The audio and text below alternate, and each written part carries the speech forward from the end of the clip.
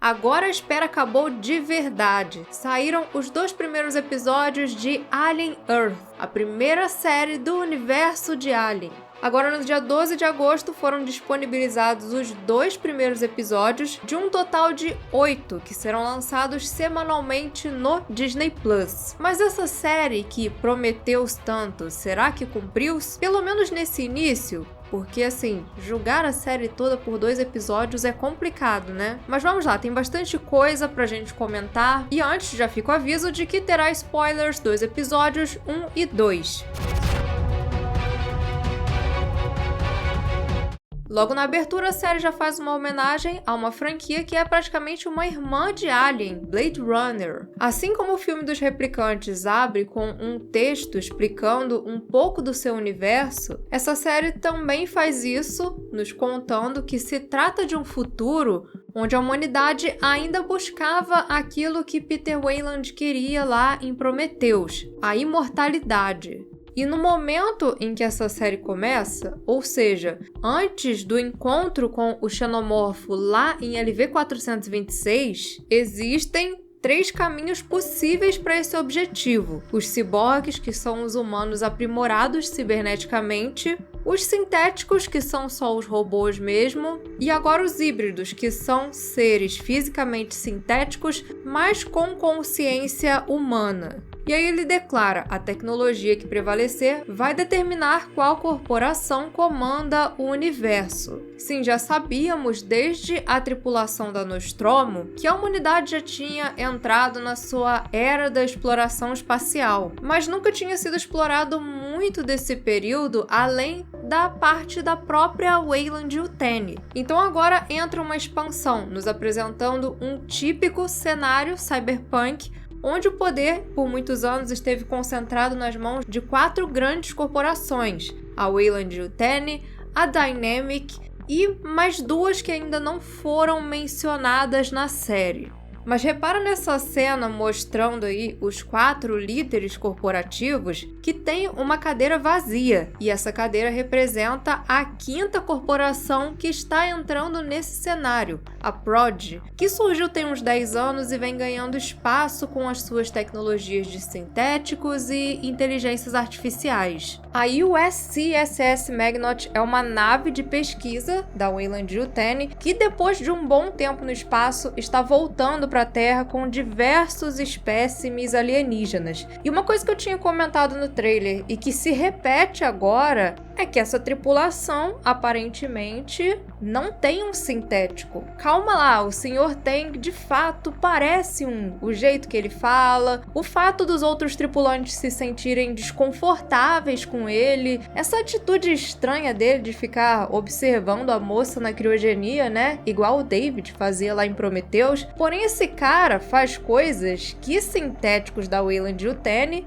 não fariam. Tipo, ele aparece comendo cereal, sendo que os sintéticos só tomam aquela coisa que se especula ser um tipo de lubrificante para juntas. E depois ele surge também gritando, assustado com alguma coisa. Sem contar que, como nós vimos lá no 8º Passageiro, inicialmente a Weyland-Yutani colocava os seus sintéticos entre as tripulações como agentes escondidos. Ou seja, tem que estar aí para enganar mesmo, é o famoso parece, mas não é. E assim, apesar do fato dele ficar olhando a sua colega de tripulação ser associado a uma esquisitice, realmente é uma coisa bem creepy, né? Eu acho que, na verdade, não é assim uma coisa stalker. Eu acho que ele sabe de alguma coisa. Talvez que tenha dentro dela algo que não deveria estar ali. E assim, ao que parece, tem alguém infiltrado ali dentro daquela nave que sabotou a missão. Eles estavam sem comunicação, os logs de missão corrompidos, e os nossos primeiros suspeitos logo são o Tang e o Morrow, que são os 2 caras mais estranhos ali no meio. Aliás, você vê que a tripulação da Magnot tem camadas visuais dividindo eles. Os cientistas sempre no claro, enquanto o pessoal da parte técnica está no escuro. Simbolismos. Mas eu acho que nós ainda teremos algumas surpresas com essa tripulação da Magnet. Porque surpresa é sempre bom quando acontece em série. Aquele fato que quebra as expectativas, que te faz criar 1000 teorias. Mas quando se fala em roupas, eu sempre prefiro optar pelas que eu conheço. E se tem uma marca que eu uso no meu dia a dia e que eu recomendo é a Insider. Na Insider você encontra as peças do futuro. São roupas macias, confortáveis e elaboradas para trazer praticidade para o seu dia a dia, com tecnologia anti-odor, conforto térmico e um tecido que desamassa com o calor do corpo. E o melhor de tudo é que com a Insider você encontra peças para todo tipo de ocasião, de camisas versáteis para o dia a dia, até peças para quem quer um look mais diferenciado, mas não abre mão do conforto, como é o caso do vestido Rush. Esse vestido é a coisa mais fofa, com tecido leve, que fica bem soltinho no comprimento, tem top embutido e alças ajustáveis para você deixar do seu jeito. Além de, claro, ter diversas cores para você poder combinar com o seu estilo. Nesse mês de agosto, acessando o link na descrição e usando o nosso cupom PANDORA, você ainda tem 15% off na sua compra e até o dia 25 de agosto ainda tem brinde progressivo. Nas compras acima de R$ 399 você ganha um par de meias Spectrum Socks Low e comprando acima de R$ 599 você ganha um boné super bacana para complementar o seu visual. Aproveite e nos ajude a continuar levando a ficção científica por todas as galáxias. Agora de volta ao universo de Alien. Um personagem dessa tripulação aí que eu acho que tem se destacado é o Morrow, o ciborgue, porque ele é humano, mas não é visto pelos outros como um humano e nem mesmo parece que se enxerga como um. Brother, come on. Can't leave us like this. I'm not your brother. Um tema bem forte na série é o transhumanismo e as suas implicações. E nele nós temos o caso de um humano com partes cibernéticas que claramente tem os seus medos e aflições humanos, mas que alimenta um lado que consegue ser frio como uma máquina. Ele é a representação do trabalhador perfeito da companhia, alguém que abdica da sua alma e da sua empatia para entregar aquilo que a companhia quer. Tal qual o Ash fez lá em Alien: O Oitavo Passageiro. A diferença é que ele não era humano e, portanto, ele não tinha empatia nem nada, ele só seguia ordens. Porém, isso não faz do Morrow um vilão. É bem óbvio que a frieza do Morrow não é causada exclusivamente pela sua fusão com o cibernético. Na verdade, o motivo é ele ter se tornado uma propriedade da companhia em troca desse braço. Era um preço que ele não podia pagar, mas talvez tenha se visto obrigado a pagar para proteger algo ou alguém, talvez sua família. Outra evidência disso é que esse braço cibernético dele destoa das outras tecnologias, como a da própria Magnet. Quando Prometheus saiu, muitas pessoas comentaram sobre a aparência da nave, que apesar de ser de antes da Nostromo, tinha um visual muito mais moderno. Sendo um erro ou não, depois foi dada uma explicação de que essa nave, a Prometheus, se tratava de um veículo onde viajava a elite. Por isso, ele era equipado com todas as tecnologias mais modernas. Enquanto a Nostromo, por outro lado, era nada mais do que um caminhão do espaço. E esse braço de ciborgue também parece ser algo bem mais refinado do que tudo aquilo que tem ali naquele ambiente. É curioso que ele até lembra aquele metal líquido lá do Exterminador do Futuro 2, né? Quando saem aquelas ferramentas que ele tem embutidas na mão. Tem cara de ser uma coisa assim, que não seria qualquer um que teria acesso. E olha como é uma tecnologia transhumana que separa ele dos outros seres humanos. Ele nem é descrito mais como um homem, mas sim como um ciborgue. E afinal, então, o que a senhorita Yutani queria com esses alienígenas? Bom, isso aí não foi revelado ainda, mas, ao que parece, a corporação anda bem desenvolvida no quesito biotecnologia. Provas disso são o próprio braço sintético e aquele saco que o Morrow usa para prender o alien no segundo episódio, que parece ser de um tipo de material orgânico. Por outro lado, esse material aí também lembra bastante aquele que aparece como a base dos sintéticos da Weyland-Yutani, não? Um fato importante é que essa expedição foi enviada há muitos anos no passado. Já foi falado em materiais de divulgação que quem enviou essa nave foi a avó da Yutani, e o destino dessa nave parece ter sido o planeta dos xenomorfos. E assim, eu acredito, isso aí já é uma teoria pessoal minha, que esses alienígenas vêm todos do mesmo lugar. É como se eles fossem seres que vivem lá no planeta natal dos xenomorfos. Assim, eu não sei, mas talvez a série esteja tentando passar uma ideia parecida com o que foi feito lá na HQ Aliens Outbreak, que explica a infestação dos xenomorfos no espaço como resultado de uma intervenção dos Space Jockeys lá no planeta original dos aliens. Eles tiraram o bicho lá do ambiente dele, onde existia um equilíbrio, e foi assim que as coisas acabaram por sair de controle. Enfim, logo depois do interior da Magnot, nós vamos para a Terra.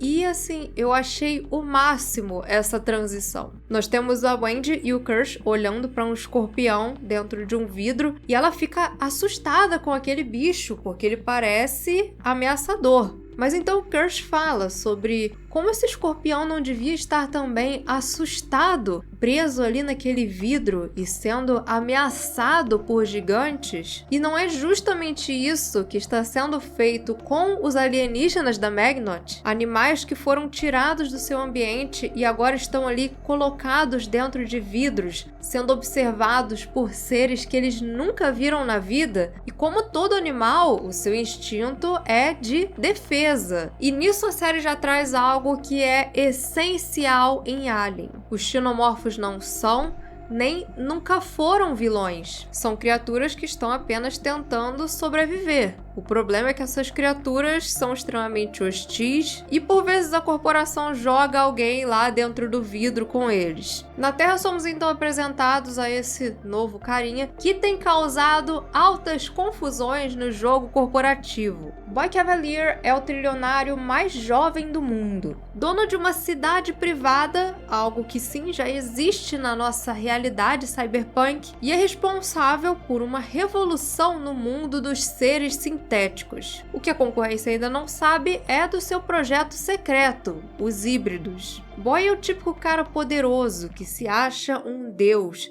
Não à toa, a sua cidade é chamada de Nova Sião. Pois é, modesto, menino. E ele é uma sátira de figurinhas com grana em excesso que ficam agindo como uns molecões, com a cabeça lá no mundo da lua. Até o fato de ele ser obcecado com Peter Pan é uma alfinetada nessas referências extremamente óbvias que esses caras fazem e se acham geniais. Porque sim, tal como Peter Pan, ele está criando garotos que nunca vão envelhecer. E a sua primeira experiência é Wendy. Wendy é uma menina que tinha a saúde muito comprometida e que é dada como cobaia para esse experimento pelo próprio pai. Mas assim, nem é por maldade, o pai faz isso como uma tentativa de salvar a vida dela. Só que aí ele tinha que jogar conforme as regras da corporação. E uma coisa que eles exigiram foi que ele mantivesse isso em segredo. Para as outras pessoas era como se ela realmente tivesse morrido. E assim ela é submetida ao processo de se tornar um híbrido, uma humana que tem a sua mente transferida para um corpo sintético. Mas não é um corpo sintético qualquer, é um corpo sintético resistente, ágil e com diversos aprimoramentos em relação a qualquer sintético que já apareceu até hoje na franquia. A gente vê que ela consegue saltar de grandes alturas e tem tipo um corpo magnético. Repara que a espada gruda nas costas dela. Porém, olha aí o simbolismo. Repara que todas as crianças, quando vão passar pelo procedimento, estão segurando flores. como se estivessem em um velório. E na parede, os macacos, que não veem, não ouvem, não falam. Os cientistas por trás de tudo aquilo, que mesmo vendo as consequências, ainda assim se mantêm submissos às vontades do garoto gênio. Pois é, Wendy ganhou um super corpo, mas quando ela fala sobre as suas emoções, ela diz que está tudo quieto. Isso porque esse novo corpo sintético não conseguia produzir os hormônios responsáveis pelo humor. Os cientistas até tentaram implementar ali uma adolescência artificial, só que isso não deu certo.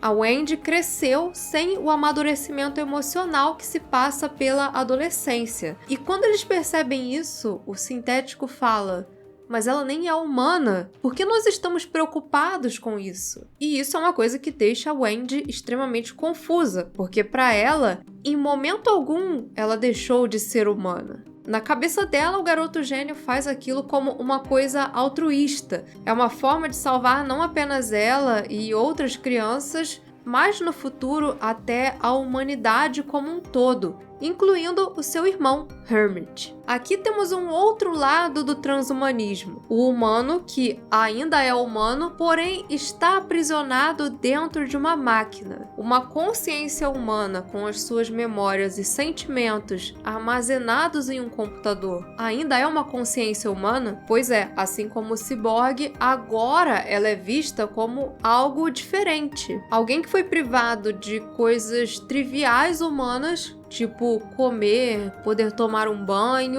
até outras coisas mais profundas, como o processo de amadurecimento e conexões reais com outras pessoas. Aí a série vai lá em Blade Runner mais uma vez, com as grandes companhias dela sendo bichos de pelúcia. Em Blade Runner se usa muito a metáfora do boneco, usando os replicantes para levantar a questão filosófica do que seria o ser humano se não uma boneca com memórias. Afinal, os próprios replicantes eram bonecos, orgânicos no caso, que passavam a ter algo que parecia uma alma, que se viam vivos como os outros seres humanos. E muito do que os fazia se sentir humanos eram as memórias, algo a qual a Wendy também tem bastante apego.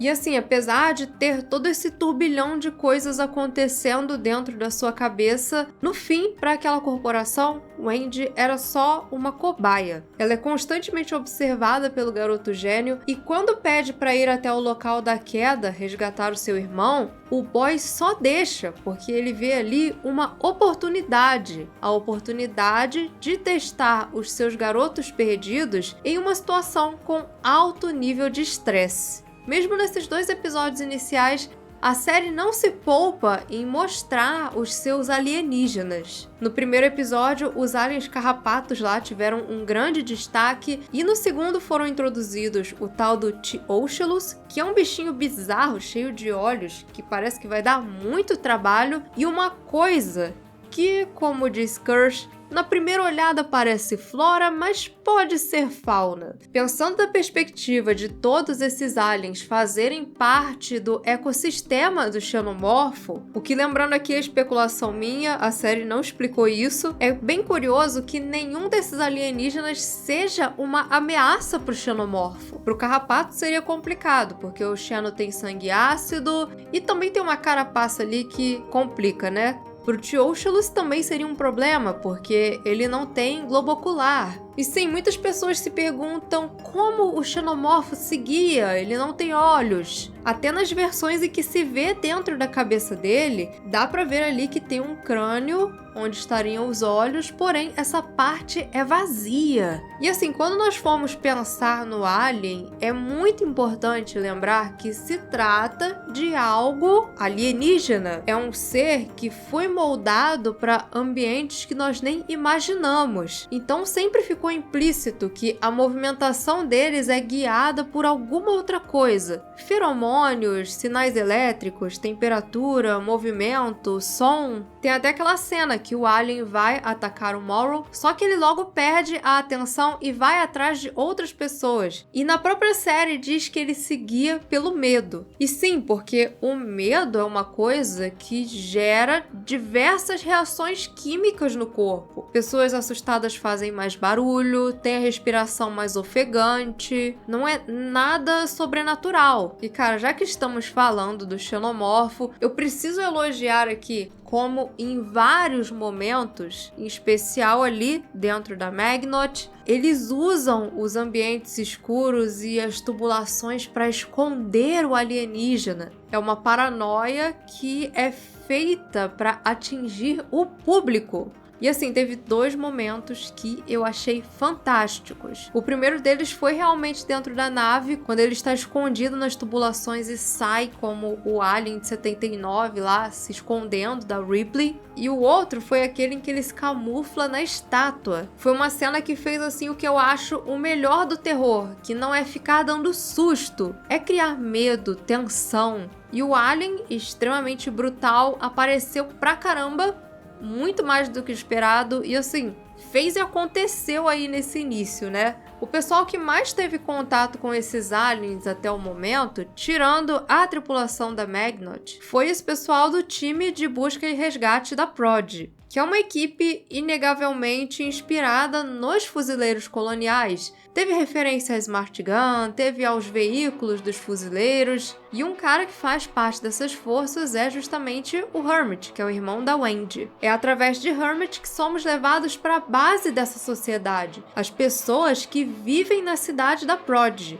E aqui está a parte do cyberpunk, da alta tecnologia e baixa qualidade de vida, com pessoas vivendo amontoadas em prédios enormes e sendo priorizadas no resgate por faixa de renda. Não à toa que a primeira equipe de resgate que chega lá não é para as pessoas do prédio que foi atingido, e sim para a nave. E assim como a Rain, lá em Alien Romulus, o Hermit é um cara que consegue ver o quão massacrante é aquela realidade que eles vivem e tem vontade de ir embora do planeta. O pai já tinha morrido, a irmã ele achava que tinha morrido também, então ele não tinha mais motivo nenhum para ficar na Terra. Não à toa que ele pede demissão para ir para Marte estudar medicina, que era a sua grande paixão. Acontece que ele acaba preso, não pelo sistema em si, mas por Wendy, que de alguma forma estava conseguindo manipular os sistemas da cidade Prodigy e queria que ele ficasse para ser salvo pelo garoto gênio. E a Wendy alterando os sistemas da cidade seria algo bem crítico, mas quando o Boy Cavalier descobre isso, ele não vê essa nova habilidade exatamente como um problema. No segundo episódio, o trilionário fala mais sobre as suas intenções com aquelas crianças e ele tem uma ideia que é totalmente mirabolante. Ele se achava um humano com uma inteligência superior a todos os outros e queria criar alguém mais inteligente que ele para poder ter um tipo de catarse. Em uma realidade de inteligências artificiais, ele fala sobre a questão da singularidade das IAs, o ponto em que criaríamos uma máquina tão inteligente que começaria a criar outras máquinas mais inteligentes e nisso a humanidade se tornaria defasada. Seria basicamente o nosso fim. Só que para ele, até o momento, seres sintéticos como Kirsch não eram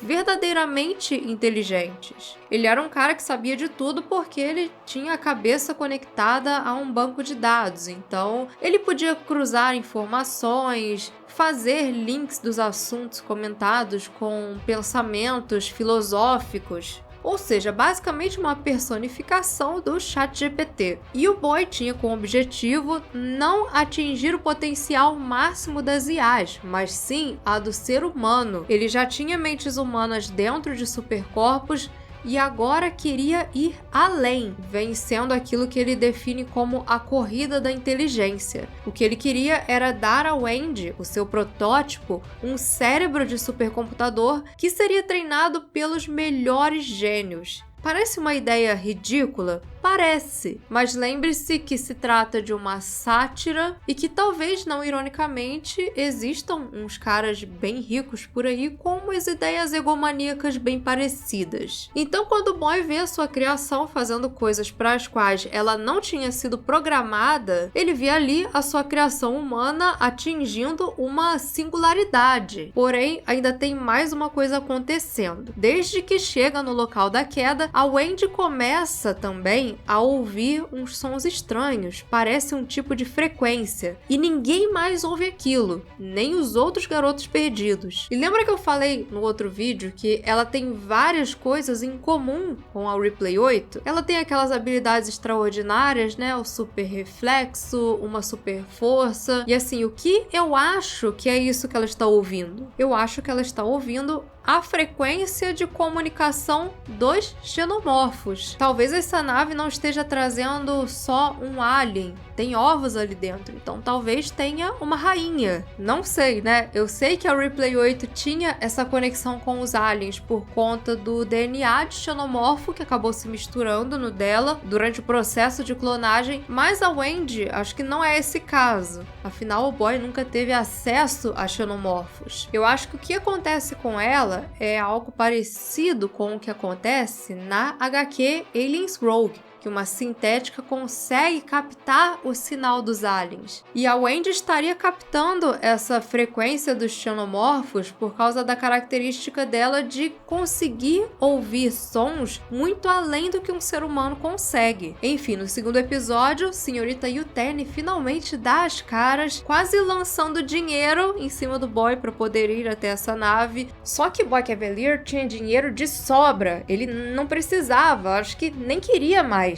O negócio dele é essa ambição por criar algo extraordinário. E agora, sabendo que a Yutani quer muito aquilo que tem lá dentro da nave, essa coisa também acaba despertando o interesse dele. Mas no fim, quem vai ganhar essa corrida pela imortalidade? Aquela que sempre esteve no topo do mundo ou o garoto que não queria crescer? Isso é o que nós saberemos nos episódios seguintes de Alien Earth. Enfim, comentem também suas opiniões e teorias sobre esses primeiros episódios. E para mais aliens e outros universos da ficção científica, continuem por aqui no Central Pandora. Antes de encerrar, um agradecimento especial aos primeiros imediatos André Oliveira, Joel Melo, Marco Marcos, Guilherme Alexandre Hausen, Nostromo e Vitor Procópio, o pessoal da Ponte de Comando, Saren, Daniel Souto, Pedrox e Aldemir Júnior, e os oficiais de ciências Santiago, Jinx, Ricardo Palmeiras, Ângela Cavalcante e Rafael Rodrigues, pessoas essenciais na nossa missão de levar a ficção científica por todas as galáxias.